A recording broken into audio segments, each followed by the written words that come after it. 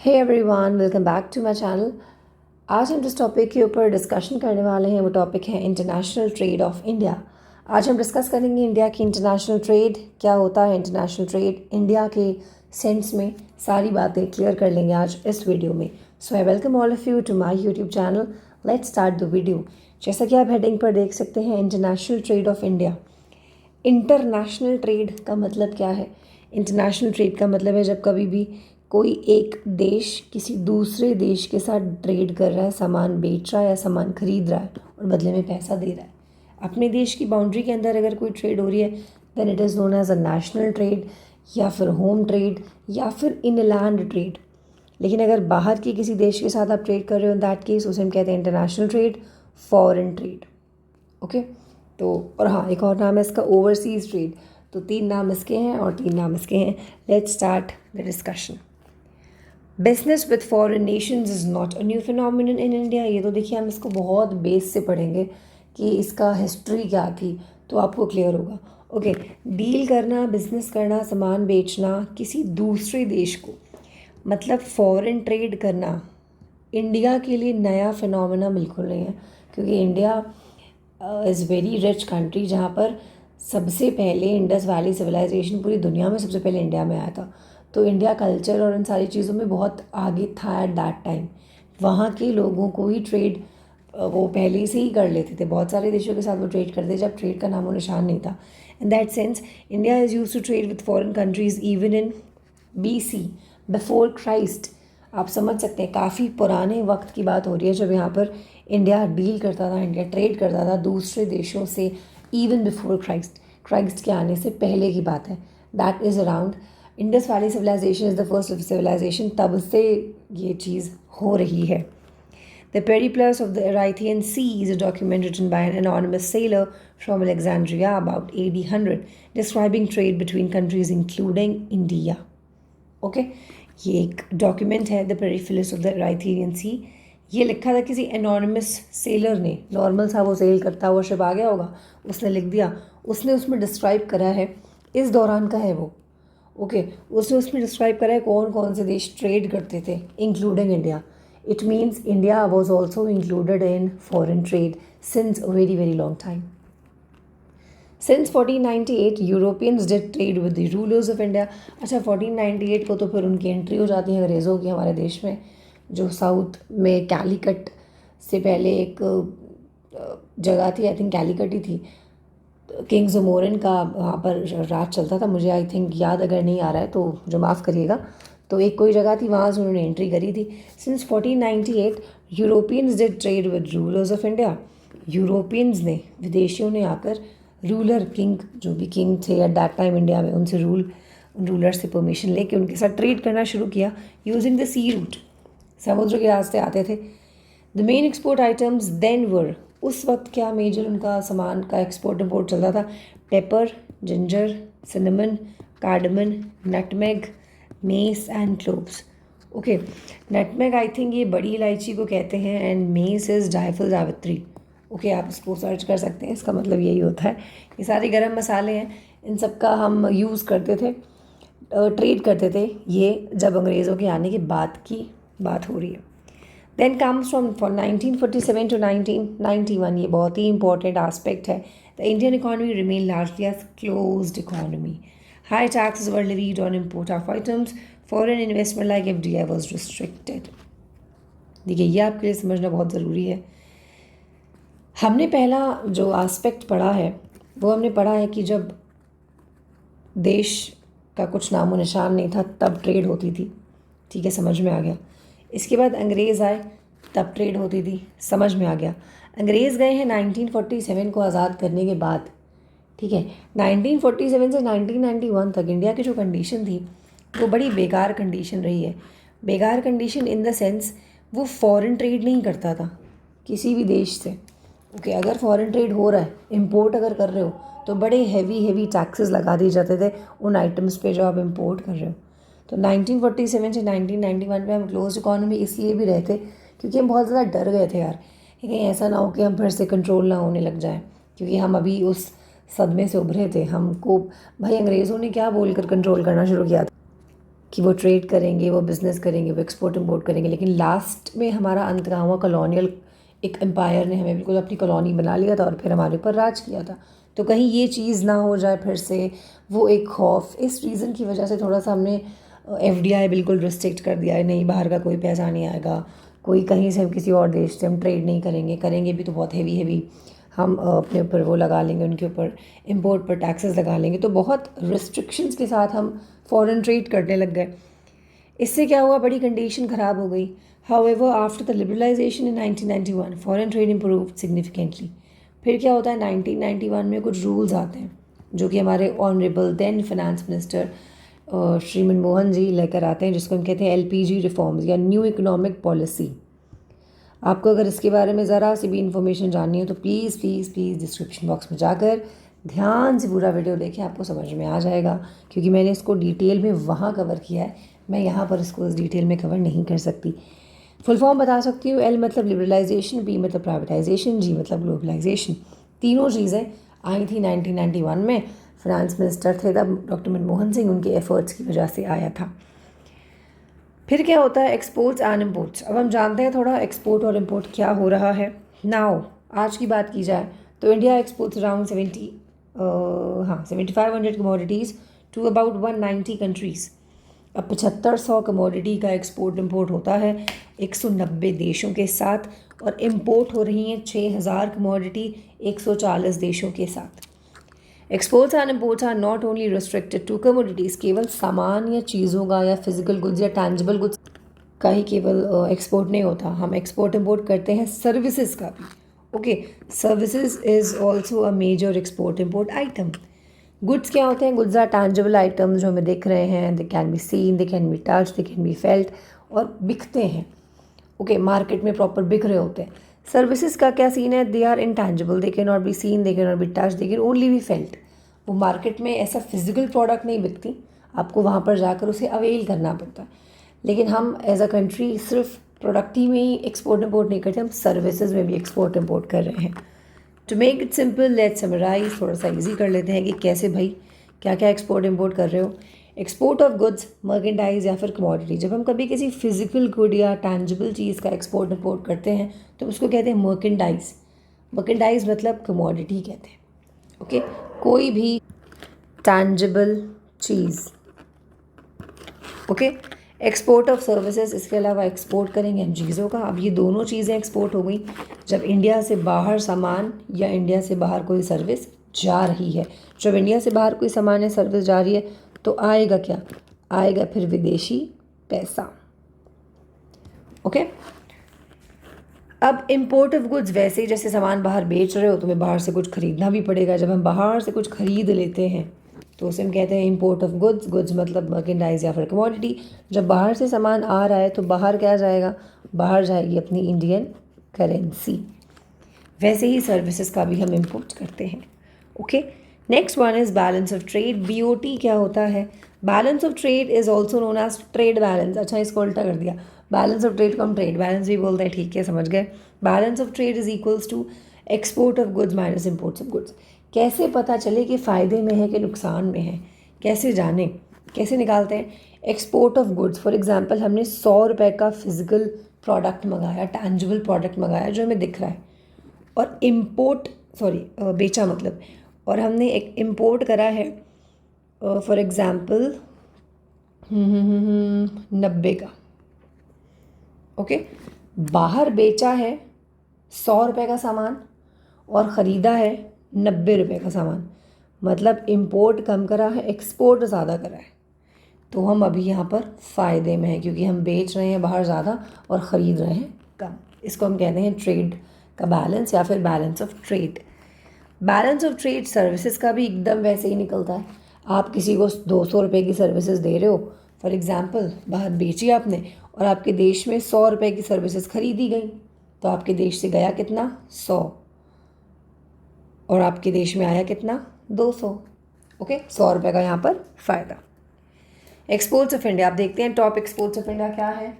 Top export items India क्या बाहर भेज रहा है अपने पास से। जब इंडिया एक्सपोर्ट करने की बात करता है मतलब बाहर अपनी चीज़ों को बेचेगा, इंडिया यहाँ पर सेलर बन जाता है। जब इंडिया सेलर बनेगा तो वापस से अपने देश में क्या आएगा, आएगी foreign currency. Okay, top export items देखते हैं। पेट्रोलियम प्रोडक्ट, प्रेशियस स्टोन्स, ये अच्छा बहुत ही इंपॉर्टेंट आइटम है, precious stones and gems and jewellery, इसका बहुत एक्सपोर्ट होता है। Drug formulations, biologicals, gold and other precious metals are the top exported commodities from India. India से एक्सपोर्ट हो रही हैं। India's merchandise exports are less than its merchandise imports, ये आपको याद रखना है। मर्केंडाइज मतलब यहाँ पर गुड्स हैं। इंडिया के जो गुड्स हैं वो हमेशा उसका बैलेंस जो है ऐसे रहता है, import is always greater than export goods के केस में इंडिया में। ओके, इंडिया मतलब इम्पोर्ट कर लेगा 200 रुपये की चीज़ें और बाहर केवल 100 रुपये का ही बेच पाएगा, तो मतलब यहाँ पर घाटे का सौदा है, क्योंकि आप क्या कर, आप खरीद तो रहे हो 200 रुपये की चीज़ लेकिन बेच रहे हो उसको केवल 100 रुपये में। ओके, तो यहाँ पर आप नुकसान में हो, मतलब इंडिया यहाँ पर नुकसान में है।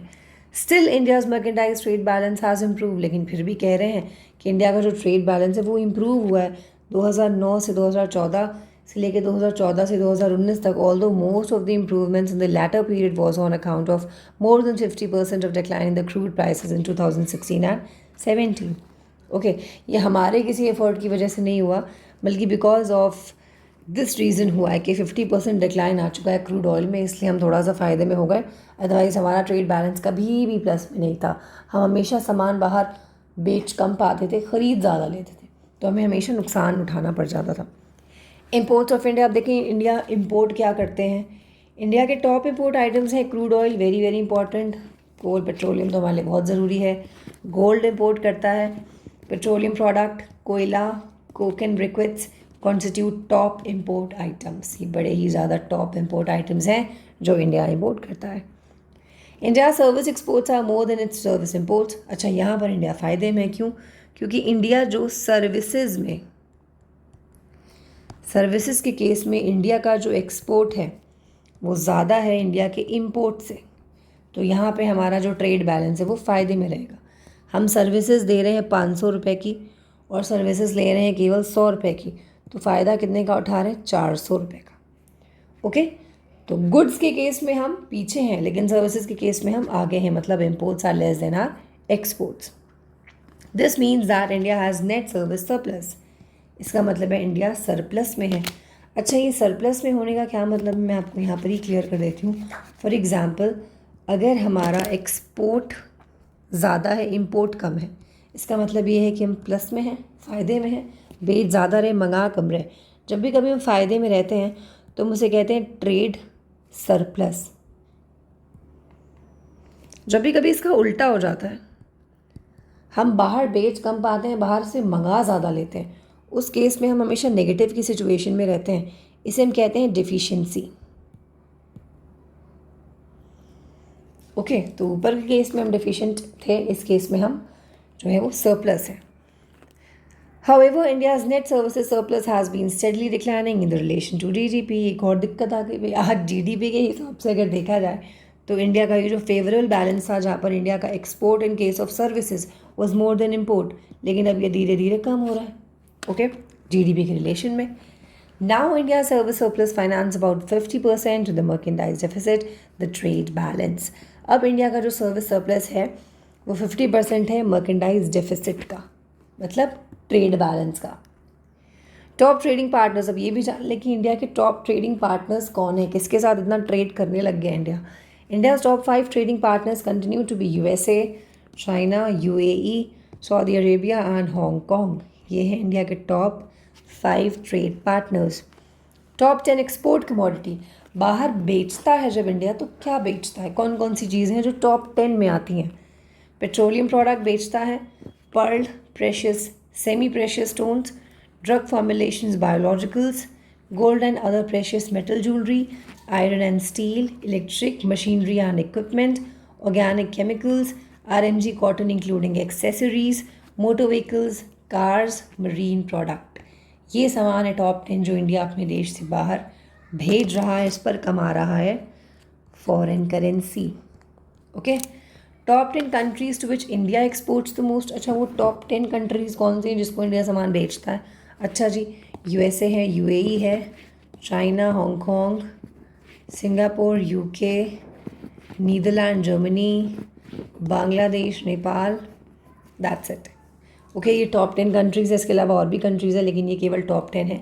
Service exports, top services. अच्छा, इंडिया सर्विस भी एक्सपोर्ट करता है। जब भी हमने ऊपर पढ़ा था कि service export is always greater than service of import, India के केस में अभी तक ई ग्रेटर रहा है। तो क्या क्या है सर्विसेज जो बाहर इंडिया भेज के पैसा कमाता है? Software services is very very important. Software services मतलब जो लोग सॉफ्टवेयर इंजीनियर सॉफ्टवेयर की कंपनीज़ में काम करते हैं, वो विदेशी कंपनीज़ में तो काम करते हैं, तो उसका कम से कम 40 से 45% मिलता है। सबसे पहले आ गए सॉफ्टवेयर सर्विसेज, जो इंडिया से बाहर लोग नौकरियां करते हैं। Second is business services.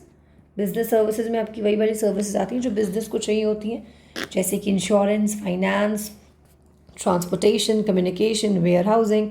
ये वाली सर्विसेज विदेश में दे रहा है, इसीलिए बिजनेस सर्विसेज लिखा है। इनका जो शेयर है वो है 18 से 20%। ट्रैवल एट 11 से 14%। इससे कम ट्रैवल एंड टूरिज़्म, इनका कितना है? 11 से 14%। फिर ट्रांसपोर्टेशन जिसका है 9 से 11%। तो पूरे 100 में से सबसे ज़्यादा सॉफ्टवेयर सर्विसेज हैं, 40 से 45% तक। Top 10 import commodities. अच्छा, अब इंडिया बाहर से मंगाता क्या है?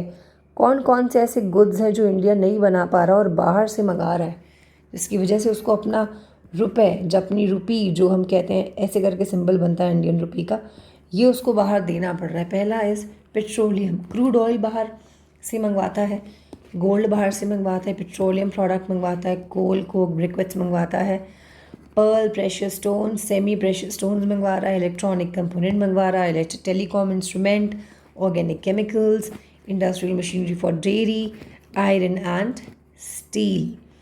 Okay, top 10 countries from which India imports the most. ये भी जान लें कि सबसे ज़्यादा कहाँ से इंडिया सामान मंगवाता है। चाइना से लिस्ट में नंबर 1 है, USA, UAE, Saudi Arabia, Iraq. यहाँ पर तो हम समझ ही रहे हैं कि क्रूड ऑयल के लिए डिपेंडेंसी यहीं पर से पूरी होती होगी, पेट्रोलियम प्रोडक्ट की। Switzerland, Hong Kong, Korea, Singapore, Indonesia, ये हैं हमारे top partners. Service imports, top services. अच्छा, इंडिया अगर बाहर से कोई सर्विस मंगवा रहा है तो टॉप सर्विसेज कौन सी मंगवाता है? इंडिया ने तो अपनी सर्विसेज बता दी कि हम सॉफ्टवेयर नंबर 1 पे है, सेकंड नंबर पे बिजनेस सर्विसेज हैं, फिर हमारा टूर एंड ट्रैवल आ जाता है। लेकिन बाहर से मंगवाते क्या हो? बाहर तो दे देते हो, बाहर से मंगवा क्या रहे हो? बाहर से मंगवाते हैं over the year services imports in relation to GDP have been steadily rising, putting pressure on BOP to worsen. धीरे धीरे हम देख रहे हैं कि इंडिया अपने सर्विसेज बाहर से ज़्यादा मंगवाने लग गया है। अगर इंडिया सर्विसेज बाहर से ज़्यादा मंगवाएगा, इन दैट केस उसका इम्पोर्ट बढ़ जाएगा एक्सपोर्ट से। अगर इम्पोर्ट बढ़ जाता है तो हम डेफिसिट बैलेंस में चले जाते हैं, जिसको हम डेफिशिएंसी भी बोलते हैं। डेफिसिट बैलेंस का मतलब है माइनस, नेगेटिव बैलेंस। कमा रहे हो 100 रुपये और गंवा रहे हो 200 रुपये, it is a negative balance, negative सौदा है ये। However, the increase in service imports to GDP ratio is inevitable given a rising level of FDI and gradual upscaling in the Make in India program। लेकिन ऐसा ज़रूरी नहीं है, कभी कभी हम अगर सर्विसेज को इम्पोर्ट कर लेते हैं तो हमें फ़ायदा मिलता है। कैसे? लेवल ऑफ FDI बढ़ जाता है, बाहरी विदेशी पैसा, विदेशी लोग आपके देश में पैसा इन्वेस्ट करने के लिए तैयार हो जाते हैं, जिससे कि मेक इन इंडिया प्रोग्राम को बूस्ट मिलता है। Okay, business services, travel and transportation are the 3 top services imports. अच्छा, अगेन वही वाली बात है, हम बाहर से मंगवा रहे हैं business services, travel and transportation, ये 3 चीज़ें बाहर की सर्विसेज को इम्पोर्ट कर रहे हैं। बैलेंस ऑफ पेमेंट क्या होता है? Balance of payment statistics systematically summarises for a specific period the economic transactions of an economy with the rest of the world. The compilation and dissemination of BOP data is the prime responsibility of RBI। देखिए, जैसे normal company accounts होते हैं ना, कि हमने इतने रुपए का खर्चा किया, इतने रुपए हमने कमाए, डेबिट साइड क्रेडिट साइड जो हम करते हैं, सेम वही चीज़ है, बस यहाँ पर कंट्री के नाम से हो गई है। ठीक है, कि ये कंट्री है, इस कंट्री ने इतना इतना इतना सामान मंगवाया, तो डेबिट साइड इतना इतना इतना इतना सामान बेचा, क्रेडिट साइड प्लस माइनस करके उसका खाता बना दिया, अकाउंट्स बन गए, पता चल गया कि प्लस में जा रहे हैं कि माइनस में जा रहे हैं। बस इसी को हम कहते हैं बैलेंस ऑफ पेमेंट, मतलब यह हिसाब किताब निकालना। और ये काम कौन करता है देश में? अपने देश में, it is the job of RBI। BOP का formula net credit in current account plus capital account in financial account. India's balance of payment BOP position witnessed great improvement since liberalization 1991. 1991 से पहले तो हम बिल्कुल क्लोज्ड इकोनॉमी थे, थोड़ा बहुत ही कर पाते थे, लेकिन 1991 के बाद जब से LPG आया हमने अपना एक्सपोर्ट इम्पोर्ट थोड़ा बढ़ा लिया, जिससे हम थोड़ा से प्रॉफिटेबल कंडीशन में पहुंच गए. India's foreign reserves stood at $572 billion as on November 2020. Foreign exchange, forex reserves including foreign currency, assets, gold, special drawing rights and reserve position of the IMF gold tranche or reserve tranche. हम मतलब थोड़ा सा improvement की situation में आए हैं, बेहतर हुए हैं. ओके अगर आपको बैलेंस ऑफ पेमेंट क्या होता है ये सब बिल्कुल उसमें कोई आइडिया आपको नहीं है तो प्लीज़ आई रिक्वेस्ट यू, आप कमेंट बॉक्स में के ऊपर आपको जो डिस्क्रिप्शन बॉक्स दिख रहा है उसमें जाकर आप चेक कर लें एक बार. आपको बहुत सारे रेलेवेंट लिंक्स मिल जाएंगे जो आपके इस वीडियो को और भी ज़्यादा सप्लीमेंट कर देंगे, आपको और बेहतरीन समझ में आ जाएगा. तो आज की इस वीडियो में इतना ही. आई होप आपको ये वाला वीडियो क्लियर हो गया होगा, जिसमें आपने इंडिया के बेसिकली फॉरेन रिलेशंस जाने हैं कि क्या होता है एक्सपोर्ट, क्या होता है इंपोर्ट, मर्केंटाइज का क्या मतलब होता है. तो धन्यवाद आपका इस वीडियो को देखने के लिए. इससे रिलेटेड वीडियोस टॉपिक्स आप डिस्क्रिप्शन बॉक्स में जाकर देख सकते हैं. Thank you once again for watching the video.